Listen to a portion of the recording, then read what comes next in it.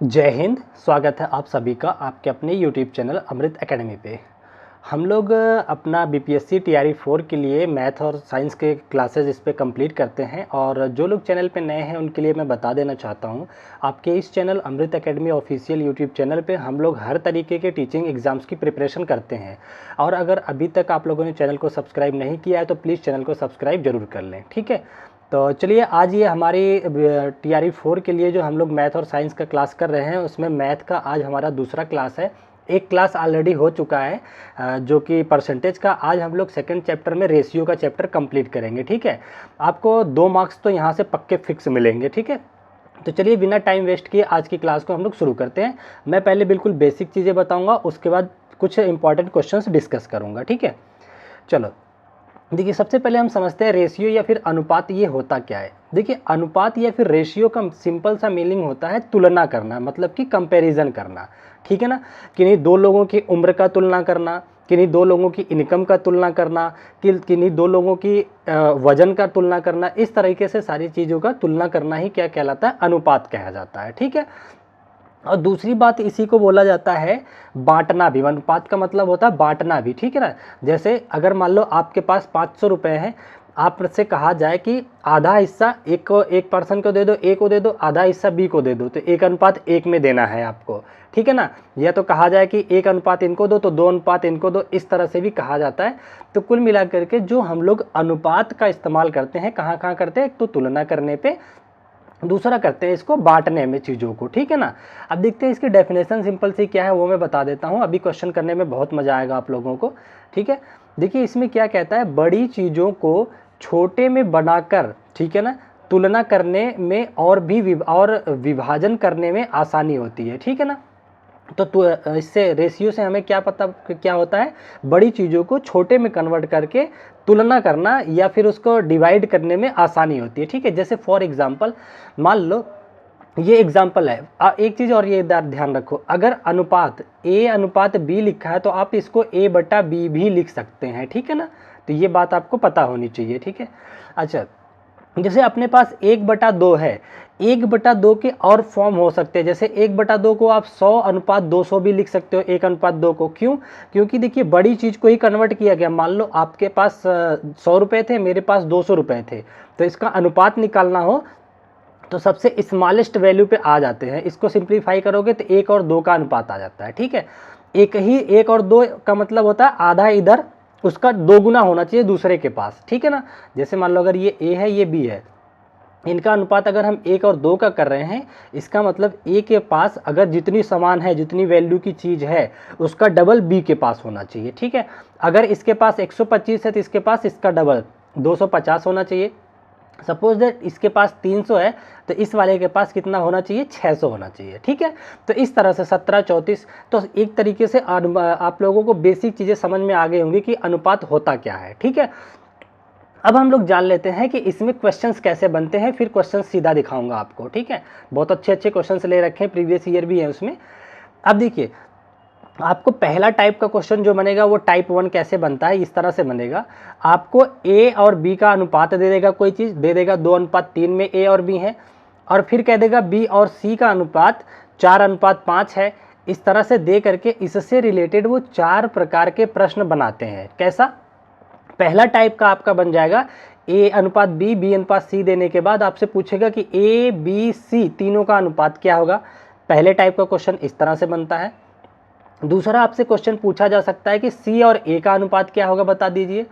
तीसरा आपसे क्वेश्चन पूछ लेगा वो कि A/B अनुपात B/C अनुपात C/A, ये बता दो। तो ये 3 तरीके के क्वेश्चन आपसे पूछे जा सकते हैं, ठीक है। और सॉरी, एक तरीका ये है कि वो आपसे 2 का योग करके अनुपात पूछ ले, A+B अनुपात B+C अनुपात C+A, इस तरह से पूछ ले।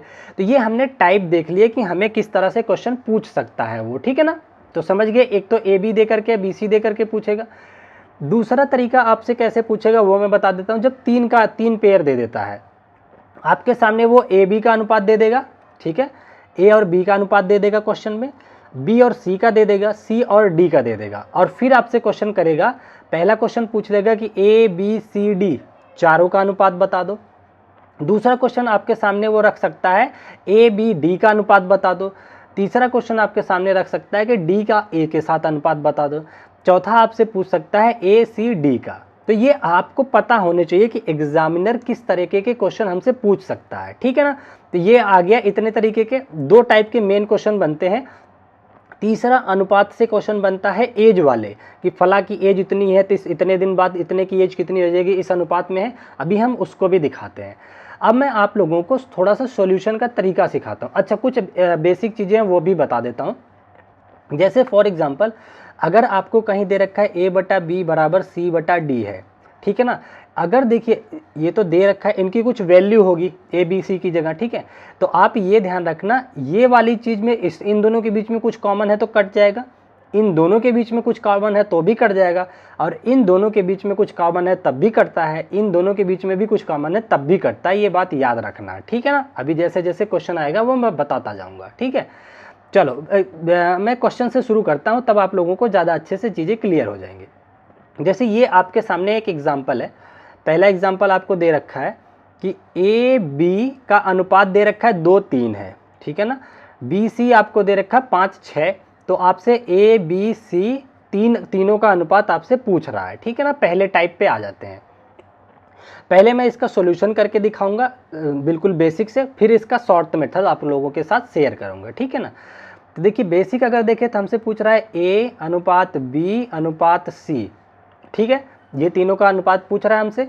तो यहाँ पे हम रखेंगे ए के नीचे ए वाली चीज़ रख दो तो 2 आ जाएगा, बी के नीचे 2 है ए बी में वो रख दो 3, ये आ गया।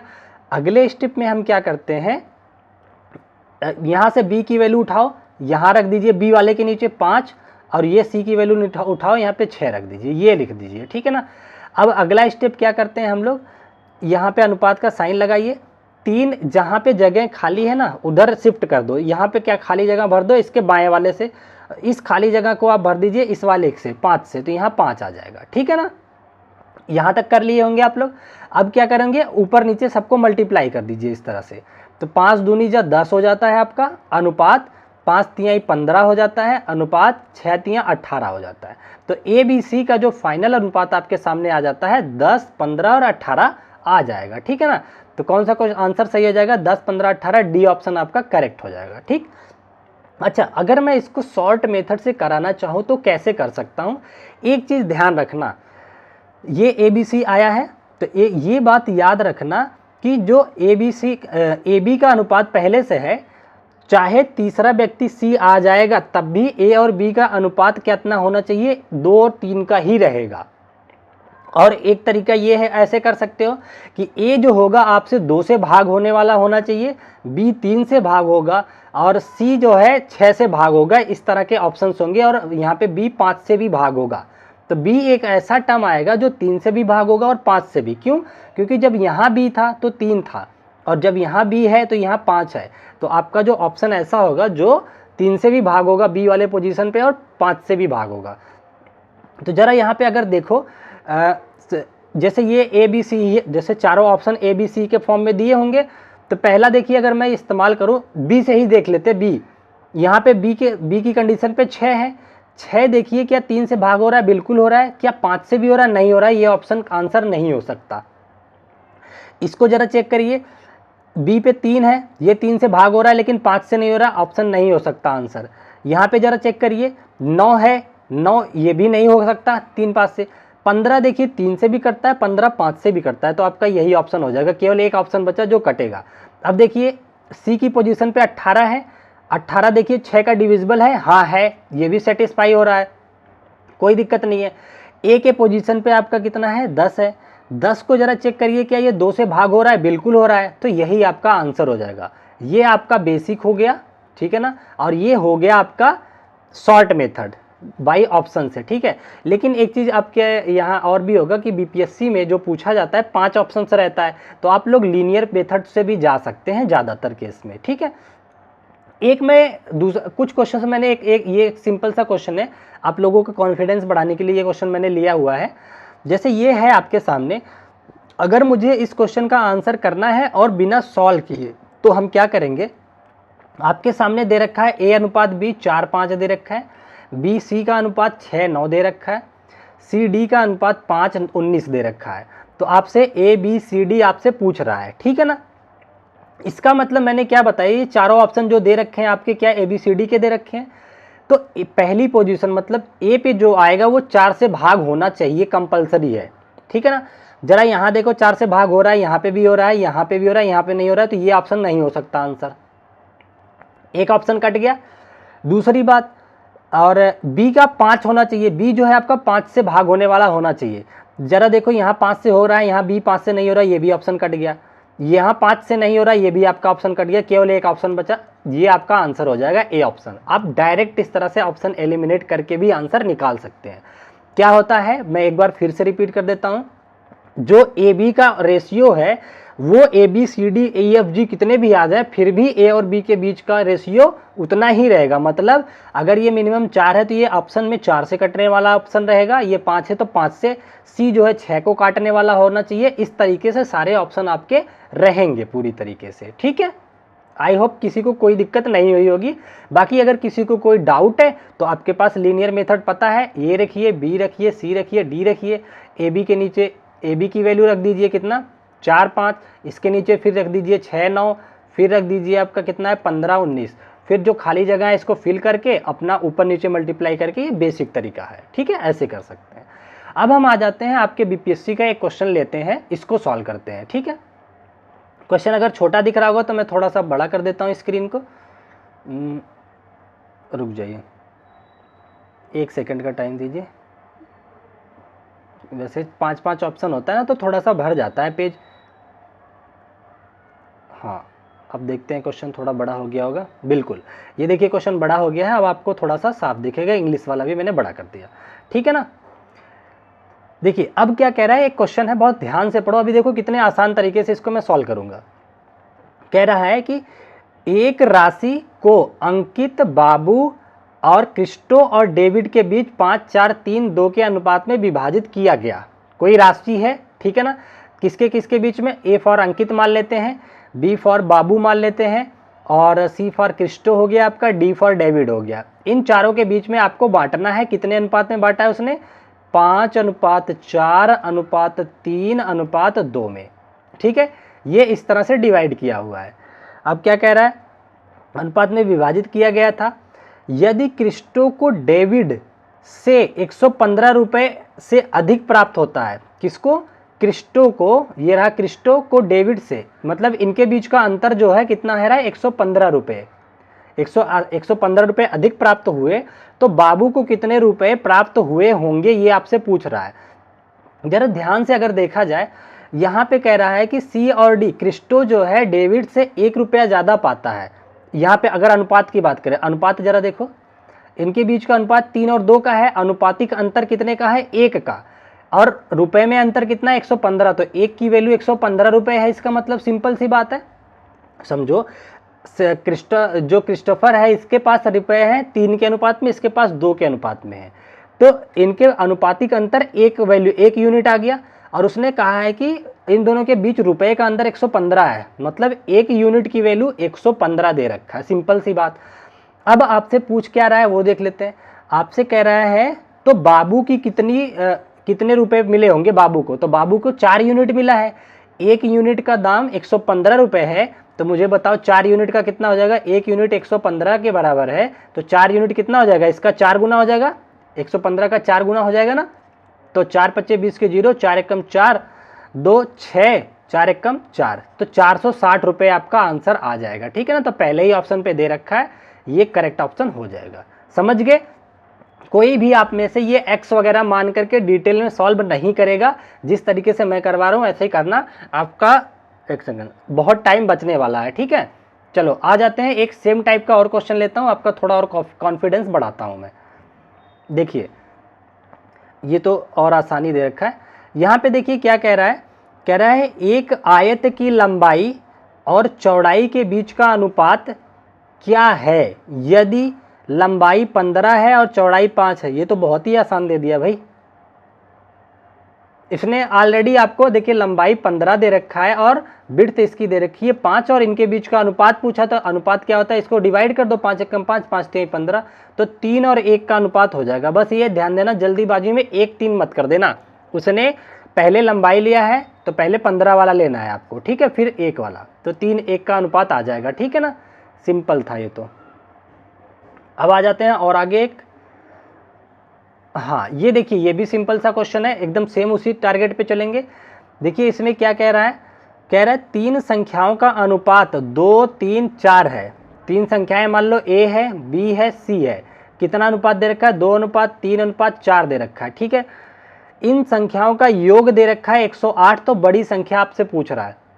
मैं पहले बता रहा हूं कोई भी x वगैरह मान के नहीं करेगा, सीधा ये देखो यूनिट के फॉर्म में दे रखे हैं, 2 यूनिट है, ये 3 यूनिट है, ये 4 यूनिट है, ठीक है ना। अब वो कह रहा है सबका योग 108 बन रहा है, तो यूनिट का योग निकालो पहले। 2 unit plus 3 unit plus 4 unit, मतलब 4, 3, 7, 2, 9 यूनिट का मान उसने 108 दे रखा है आपको, और आपसे पूछ रहा है तो सबसे बड़ी संख्या, सबसे बड़ी यूनिट कौन सी है आपके सामने, देखिए ये 4 यूनिट सबसे बड़ा है, तो आपसे 4 की वैल्यू पूछ लिया उसने, ठीक है ना। 9 की वैल्यू दिया है, सबका योग 9 आया, और 4 की वैल्यू पूछ लिया। तो जरा करो कैलकुलेशन, ये बताओ इसके 9 से कितनी बार में कटेगा, तो 9 1 कम 9, 9 दूनी 18, 12 बार में कट गया। तो जब 1 की वैल्यू 12 है तो 4 की वैल्यू कितना हो जाएगी, 4 गुना कर दीजिए उसका, तो 12 का 4 गुना कर दीजिए, तो गुना 12 कर दीजिए, तो 12 चौक 48 आपका आंसर बन जाएगा। सिंपल सा, समझ गए ना। आई थिंक किसी को कोई डाउट नहीं होगा। अगर आप लोग ऐसे करते हैं तो आपका बहुत समय भी बचेगा, और ये एक्स वगैरह मान के करना बहुत ओल्ड मेथड होता है, ठीक है। चलो आगे बढ़ते हैं। वैसे यहाँ पे वो ट्रिक लगेगा नहीं, तो एक और ट्रिक आपकी बताता मैं अभी। ये देखिए ये अच्छा सा क्वेश्चन है, इसमें देखिए क्या कह रहा है, कह रहा है PQ बराबर 8:9 है और Q माइनस P 12 है, तो P का मान आपसे पूछ रखा है, ठीक है ना। यहाँ पे देखिए P अनुपात Q जो दे रखा है आपको 8/9 दे रखा है, यही तो दे रखा है उसने, ये यहाँ से हटा दो, ठीक है, ये 8/9 दे रखा है। अब आपसे पूछ रहा है Q माइनस P कितना आएगा, Q माइनस P दे रखा है आपको 12, ठीक है ना।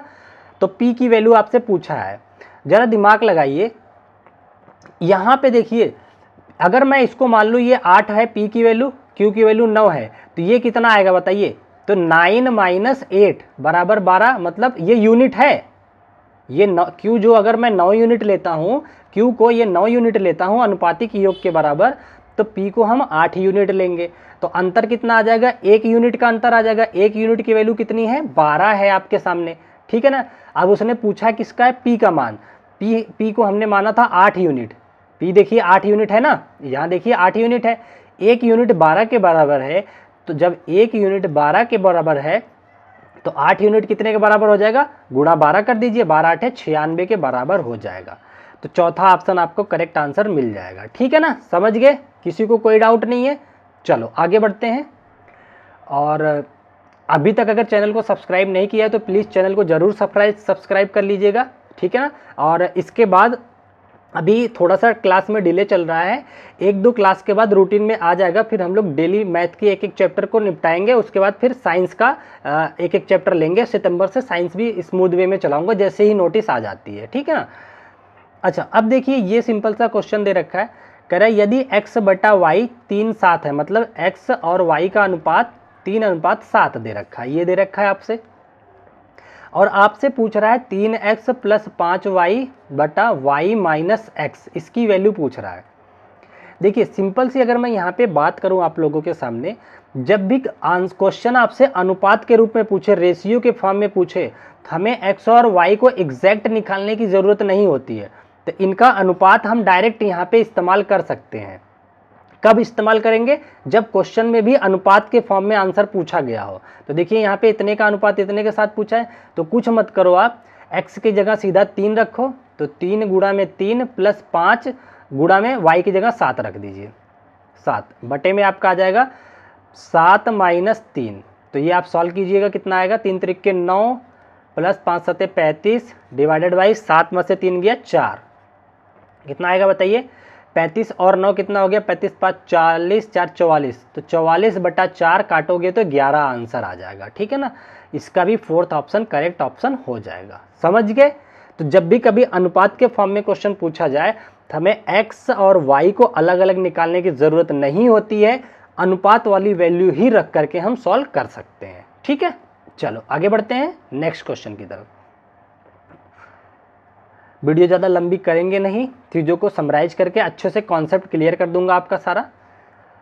अच्छा देखिए यहाँ क्या कह रहा है, दो संख्याएं 5 6 के अनुपात में है।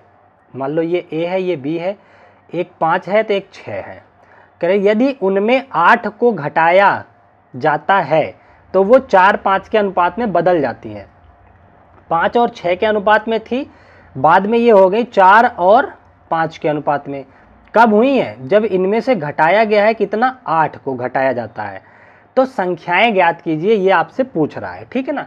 तो देखिए ऐसे क्वेश्चन को कैसे किया जाता है वो मैं आप लोगों से बताता हूं, जरा ध्यान से देखिएगा। एक बात ध्यान रखना कि नहीं, जैसे मान लो ये A है, ये B है, जो अनुपात इनके अनुपातों के बीच में जो अंतर अभी है वही अंतर कुछ जोड़ा जाए चाहे कुछ घटाया जाए फिर भी उनके बीच का अंतर उतना ही रहेगा। मेरा कहने का मतलब कि यहाँ पे देखिए 5 और 6 के बीच में 1 का गैप है, तो आगे भी 8 घटाने के बाद भी 4 और 5 के बीच में 1 का ही गैप आना चाहिए। ये चीज़ मेंटेन है। अगर ये चीज़ नहीं मेंटेन होती तो हम लोग पहले गैप को मेंटेन करते। आगे क्वेश्चन है, अभी मैं दिखाऊंगा। ठीक है ना, तो सिंपल सा हो जाएगा। अब देखिए ये 8 दे रखा है। अब जरा सोचो, जरा ये कह रहा है 5 अनुपात 6 था, 8 घटाया तो अनुपात 4 5 में बदल गया। तो जरा मुझे बताओ अनुपातिक घाटा कितने का हुआ? ये 6 से 5 पे आ गया, ये 5 से 4 पे आ गया, मतलब 1 का घाटा हुआ, 1 यूनिट घटा है। 1 यूनिट घटा है तो वैल्यू कितनी घट गई? 8। मतलब 1 यूनिट की वैल्यू कितने के बराबर है? आपके 8 के बराबर है। और वो आपसे क्या पूछ रहा है? तो अनुपात में की जाती है तो संख्याएं बताओ। तो संख्याएं कितनी थी? ये A था 5 यूनिट आपका, B था आपका 6 यूनिट। तो मुझे बताओ A कितना हो जाएगा? 5 यूनिट की वैल्यू कितनी आएगी? 1 यूनिट 8 के बराबर है तो 5 यूनिट 8 गुना हो जाएगी ना, तो 40 के बराबर होनी चाहिए। और 6 यूनिट है B, तो B कितना होना चाहिए बताओ? ये भी 8 गुना कर दीजिए, तो 8 6 48 होना चाहिए। तो आपका जो आंसर हो जाएगा 40 और 48 आंसर आ जाएगा। पहला ही ऑप्शन बिल्कुल करेक्ट हो जाएगा। ठीक है ना। आई होप किसी को कोई डाउट नहीं होगा। चलो आगे बढ़ जाते हैं, एक आधी क्वेश्चन और देखते हैं फटाफट से। हाँ ये देखिए अच्छा सा क्वेश्चन है, ध्यान से देखिए क्या कह रहा है इस वाले क्वेश्चन में। ऐसे ही रेशियो के क्वेश्चन आएंगे, कुछ एज वाले आएंगे, उनको भी मैं अभी करा देता हूँ। ठीक है, ये कह रहा है 3 व्यक्तियों का औसत वजन 140 किलोग्राम है। अच्छा एक बात बताओ, अगर A B C है, इनका औसत दिया है 140 किलोग्राम, तो इनके योग कितना आएगा? तो आप लोगों को पता होगा औसत कितना होता है? एवरेज बराबर होता है टोटल अपान में नंबर होता है, यही तो होता है ना। तो यहाँ से अगर मैं देखूँ तो एवरेज दे रखा है 140, तो टोटल कितना आएगा? ऊपर टोटल और नीचे नंबर, तीन लोग हैं तो नीचे 3 आ जाएगा। तो टोटल सम कितना आ जाएगा ये तीनों का? तो A plus B plus C निकल के आएगा 14 3 42, 420 आ जाएगा। ठीक है ना। तो 420 किलोग्राम ये टोटल योग आ जाएगा। अभी इसका आगे इस्तेमाल है इसलिए हमने पहले कैलकुलेट कर लिया। ठीक है ना। कह रहा है इन तीनों व्यक्तियों के वजन का अनुपात 1 2 4 है। तो पहले तो हमें तभी निकाला हमने टोटल कितना वजन है। टोटल वजन है 420 kg। ये टोटल निकाला हमने क्योंकि उसने औसत दिया था, हमने टोटल निकाल लिया। औसत के चैप्टर में ये पढ़ाऊंगा कैसे निकाला जाता है। ठीक है सॉरी। फिर ये कह रहा है कि अगर इनका अनुपात दे रखा है कितने कितने का, 1 2 4 है, तो सबसे वजनदार व्यक्ति का वजन किलोग्राम में कितना है? तो सबसे वजनदार 4 यूनिट वाला है। तीनों का मिलाकर के वजन कितना आया? 420। तो तीनों का मिलाकर के यूनिट वजन कितना आएगा? तो 4 + 2 + 1, 4 2 6 1 7। तो 7 यूनिट का मान आपके पास 420 है। तो 1 यूनिट कितना आ जाएगा बताओ? 7 से भाग दे दीजिए, 7 6 42, तो 60 kg आ जाएगा 1 यूनिट। आपसे सबसे वजन वाले का पूछा है, सबसे वजन 4 यूनिट है, तो 4 यूनिट की वैल्यू कितनी हो जाएगी? 60 गुना हो जाएगा। 60 को 4 से गुना कर दीजिए, तो 60 गुना में 4 हो जाएगा। तो 6 4 6 24, तो 240 आपका आंसर आना चाहिए। देखिए ऑप्शन में है, हाँ चौथा ऑप्शन आपको दे रखा है 240। ठीक है ना। अगर किसी को कोई डाउट आता है तो वीडियो को थोड़ा पीछे कीजिएगा, फिर से देखिएगा, सब समझ में आ जाएगा। ठीक है चलो आगे बढ़ते हैं अगले क्वेश्चन की तरफ। ये देखिए क्या दे रखा है, ध्यान से पढ़ो। कह रहा है A बराबर B बटा 5। A बराबर दे रखा है B बटा में 5 और b बराबर आपको दे रखा है 5c/4। तो आपसे a अनुपात c पूछ रहा है, ये आपसे क्वेश्चन पर कर रहा है वो, ठीक है ना। चलो जरा देखो कैसे निकालोगे। हमें चाहिए केवल a की वैल्यू और c की वैल्यू चाहिए। इसका मतलब हमारे सॉल्यूशन से b गायब होना चाहिए, क्योंकि कहीं भी b की वैल्यू का बात ही नहीं किया है। तो b निकाल लेते हैं। जरा इसको देखें, यहाँ से b निकालेंगे तो b/5 बराबर a है, तो a को यहाँ गुणा कर दो। तो 5a की वैल्यू कितना आ जाएगा, b आ जाएगा। तो b जो आ गया 5a आ गया। अब इस b की वैल्यू 5a यहाँ रख देते हैं, तो कितना आ जाएगा, ए बी की जगह रख देता हूं मैं 5a बराबर 5c/4। ये हो जाएगा सिंपल सा, ये इक्वेशन कन्वर्ट हो जाएगी इस वाली इक्वेशन में, ठीक है। अब देखो जरा 5 से 5 कट गया, तो a बराबर c/4 आ गया आपका। यहाँ लिख देता हूँ मैं जगह लेकर के, a बराबर c/4 आ गया, या इसको अनुपात में लिख दो, c को यहाँ उतार दो नीचे, तो a/c आपका 1/4 हो गया, ठीक है ना। या इसी को अनुपात में 1:4 भी बोलते हैं, 1:4 हो गया। तो पहला ही ऑप्शन आपका करेक्ट आंसर हो जाएगा, क्योंकि उसने ए और सी का ही अनुपात आपसे पूछा हुआ है, ठीक है। आई होप चीज़ें अच्छी लग रही होंगी। अच्छी लग रही हैं तो कमेंट करना ज़रूर और लाइक भी करके जाइएगा, ठीक है ना, और सब्सक्राइब तो ज़रूर कीजिएगा। एक क्वेश्चन आपके सामने ये दे रखा है, क्या कह रहा है कि 50,000 भारतीय रुपए को 7:3 के अनुपात में 2 बहनों के बीच विभाजित किया गया है, ठीक है ना। 50,000 रुपये था, देखिए ये रहा आपके सामने, और इसको 2 बहनों के बीच में, एक को 7 भाग मिल रहा है तो दूसरी को 3 भाग मिल रहा है, कुल मिला के ये है अनुपात, ये है, ठीक है ना। बांटा गया। कह रहे पहली बहन को प्राप्त राशि ज्ञात कीजिए। सिंपल हो गया, 7 का वैल्यू आपसे पूछा है।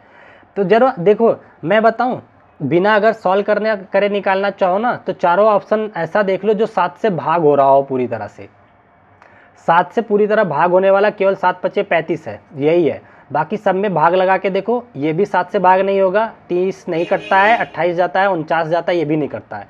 तो ये सारे ऑप्शन हो ही नहीं सकते आपके अंदर, यही केवल होगा, केवल थर्ड ऑप्शन होगा, क्योंकि देखिए इसने यही तो पूछा है।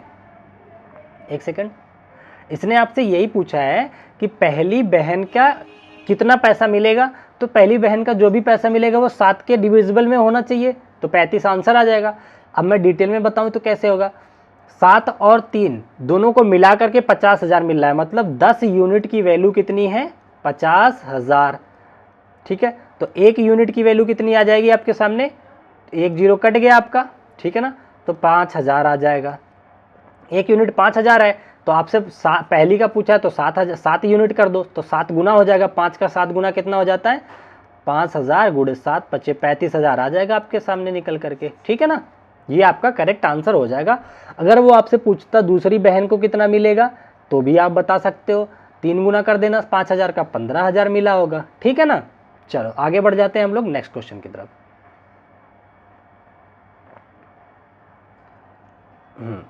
देखिए अगला क्वेश्चन क्या कह रहा है आपसे। अगला क्वेश्चन कह रहा है 2:3 और 4:5 के बीच बड़ा अनुपात कौन होगा। देखो ये 2 अनुपातों का तुलना कैसे किया जाता है, जब मैं आपको अर्थमेटिक चैप्टर पढ़ाऊंगा वहां पे भी बताऊंगा, लेकिन यहाँ मैं शॉर्ट मेथड में आपको थोड़ा सा बता देता हूँ। 2:3 को आप 2/3 भी लिख सकते हो, 4:5 को आप 4/5 भी लिख सकते हो, ठीक है ना। अब इसमें हमें देखना है कि कौन सी भिन्न जो है वो बड़ी है, ठीक है। तो बड़ा छोटा देखने के लिए क्रॉस मेथड अप्लाई करते हैं। क्या करोगे, यहाँ से यहाँ पे तीर मारो, एक तीर यहाँ से यहाँ मारो, ठीक है ना। तीर हमेशा ध्यान रखना नीचे से ऊपर चलाना है। उसके बाद तीर का मुख जिधर गया है इन दोनों को गुणा करके ऊपर लिख दो, तो 5 दूनी 10 यहाँ लिखो, और इस तीर का मुंह इधर गया है ना, यहाँ पे आया है इस तीर का मुंह, तो 3 चौक 12 यहाँ लिखो।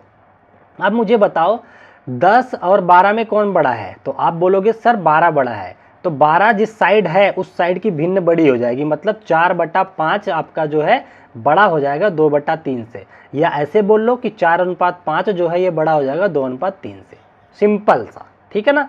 तो कहाँ है देखिए 4:5 बड़ा है, सेकेंड ऑप्शन आपका करेक्ट आंसर हो जाता है, ठीक है। आसान लगा होगा और नहीं भी लगा होगा, इतना समझ लो। और उसके बाद हम लोग जब आगे वाले अर्थमेटिक वाला चैप्टर वो उठाऊंगा मैं, नंबर सिस्टम, तो वहाँ पे ये चीज़ें अच्छे से सिखाऊंगा, बड़े बड़े नंबर लेकर के। चलो अब आ जाते हैं अगला क्वेश्चन, देखिए क्या कह रहा है, बड़ा प्यारा ही क्वेश्चन है ये तो। इसमें कह रहा है कक्षा में लड़कों और लड़कियों का अनुपात 5:4 है, ठीक है ना। कोई कक्षा है जिसमें लड़के और लड़कियां 5:4 के, ये बॉय है ये गर्ल है, 5 और 4 के अनुपात में है। कह रहा है और कक्षा में छात्रों की कुल संख्या 108 है, कक्षा में कितनी लड़कियों को प्रवेश देना चाहिए ताकि लड़कों और लड़कियों का अनुपात बराबर हो जाए।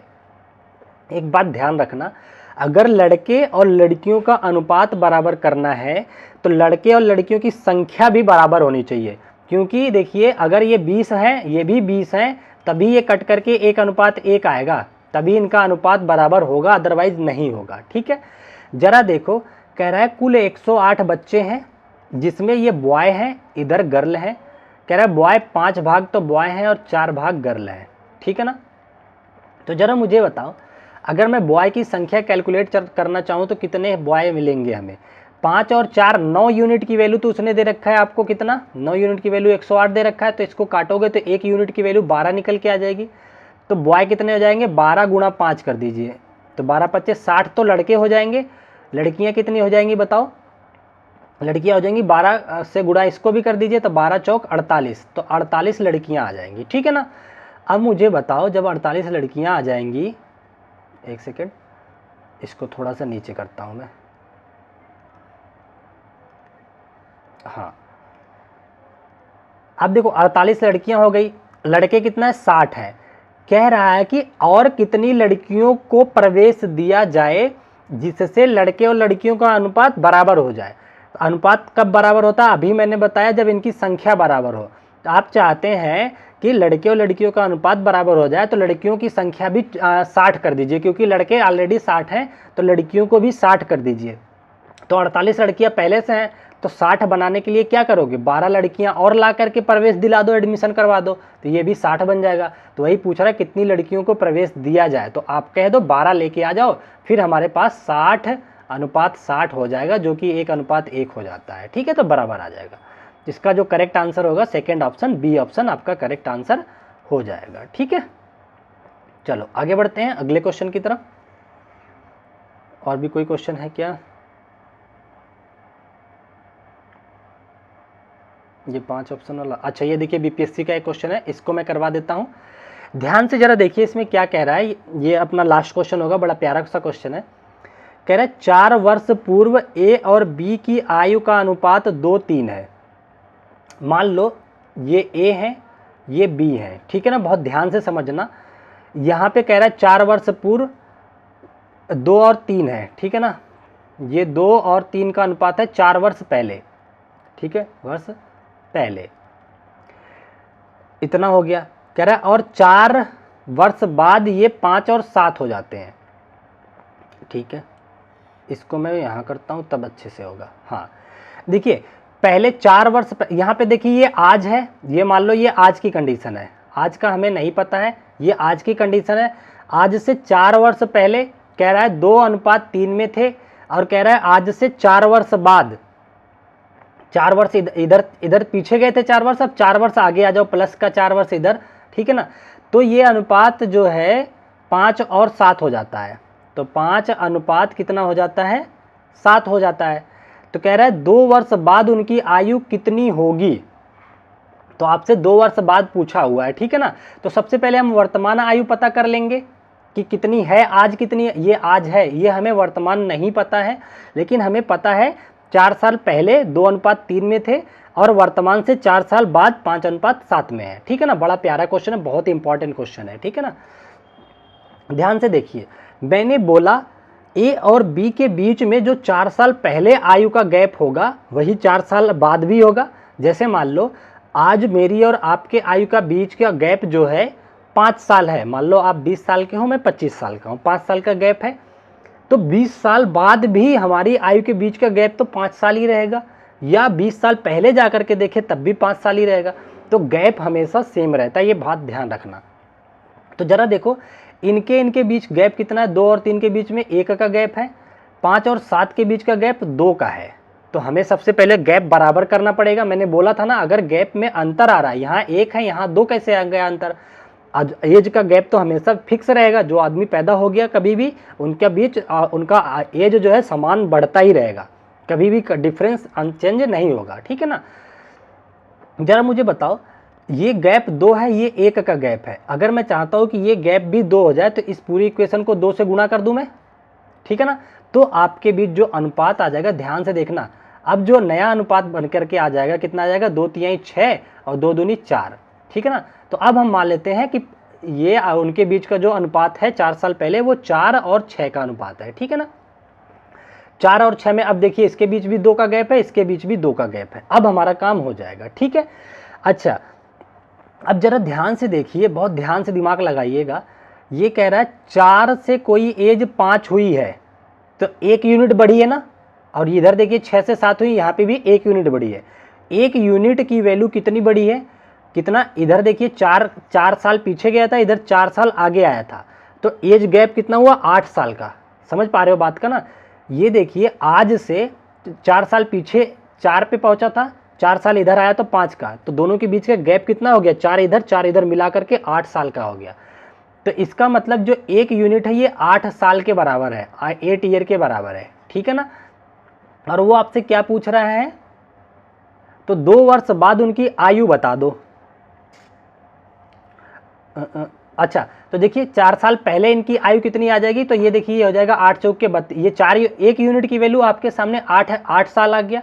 तो ये कितने का था, 4 यूनिट था और 6 यूनिट थे दोनों, तो उम्र कितनी कितनी हो जाएगी, ये मैं रब कर देता हूँ यहाँ पे। तो उम्र कितनी कितनी हो जाएगी, ये 4 यूनिट है, तो 1 यूनिट 8 साल, तो 4 यूनिट 8 चौक 32 साल का ये हो जाएगा। दूसरा आदमी कितने का हो जाएगा, 48 साल का, ठीक है ना। तो वर्तमान एज बताओ कितनी हो जाएगी, 4 साल पहले 32 का था, तो आज कितना हो जाएगा, उसमें 4 साल जोड़ दो, तो 32 4 36 का वर्तमान में होगा, और ये 48 4 52 का होगा, ठीक है ना।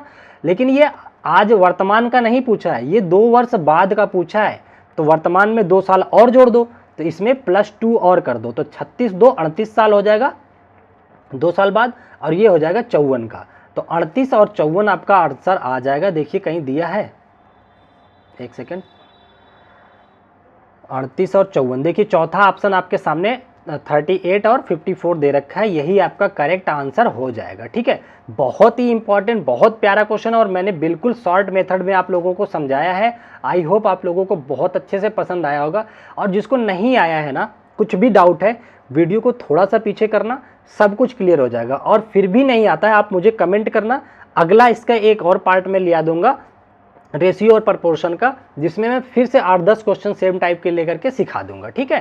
तो चलिए आज की क्लास को हम लोग यहीं तक रखते हैं, और प्लीज़ चैनल को सब्सक्राइब जरूर करके जाइएगा, ठीक है ना, क्योंकि और जैसे ही हम लोग थोड़े और बढ़ते हैं, फिर आपका साइंस का और मैथ का सेपरेट क्लास डेली एक क्लास लेके आना शुरू कर दूंगा, जैसे ही नोटिफिकेशन आपका आ जाता है, ठीक है। तो आई होप चीज़ें पसंद आ गई होंगी। चलो आज की क्लास को यहीं रखते हैं, bye bye, take care, thank you so much, जय हिंद।